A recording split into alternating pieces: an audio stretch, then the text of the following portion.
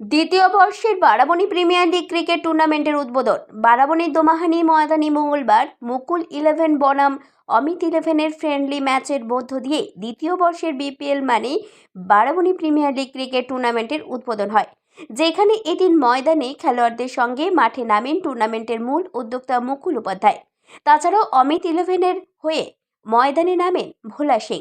মাঠে ব্যাট হাতে মুকুল উপাধ্যায় ময়দান কাঁপালেও অবশেষে আজকের ম্যাচে জয়লাভ করেন অমিত 11। তাছাড়াও এদিন টুর্নামেন্টের 12টি দলের টিম ওনারদের হাতে জার্সি তুলে দিয়ে টুর্নামেন্টের শুভারম্ভ করেন বারাবণীর বিধানসভা যুবনেতা মুকুল উপাধ্যায় ও বারাবণী পঞ্চায়েত সমিতির সভাপতি অসিত সিংহ এবং সলানপুর ব্লক তৃণমূল কংগ্রেসের সহ সভাপতি ভোলা সিং সহ আরও বিশিষ্ট ব্যক্তিবর্গ। এই টুর্নামেন্টের মূল প্রতিযোগিতা শুরু হবে বুধবার থেকে। 8 দিন ব্যাপী বিপিএল টুর্নামেন্টের ফাইনাল খেলা অনুষ্ঠিত হবে আগামী 24শে জানুয়ারি দোমাহানি ময়দানে।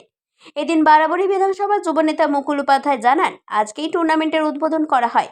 কাল থেকেই 12টি দলের মূল পর্বের খেলাগুলো অনুষ্ঠিত হবে। তাছাড়াও 8 দিন ব্যাপী টুর্নামেন্টের ফাইনাল খেলা হবে 24শে জানুয়ারি। তিনি আরও জানান, মোবাইল ফোন থেকে যুব সমাজকে সরিয়ে নিয়ে এসে একটি বড় মাপের মঞ্চে তৈরি করার জন্যই এই টুর্নামেন্টের আয়োজন।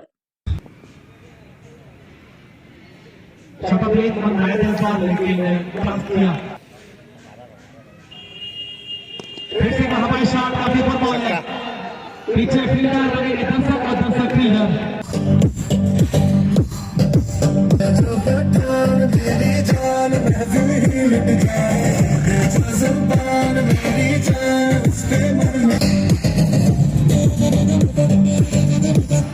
আজ আমাদের যে 12খানা টিম ছিল তাদেরকে যে যে জার্সিগুলো পরে খেলবে তাদেরকে জার্সি দেওয়া হবে এবং আমরা যারা ভেটারেন আগে ক্রিকেট খেলতাম সে একটা প্রতিযোগিতামূলক খেলা খেলে আজ খেলাটাকে উদ্বোধন করলাম, যাতে সবাই এটার উপর ইন্টারেস্ট দেখায় এবং ভালো করে যাতে এটা দর্শক আসে।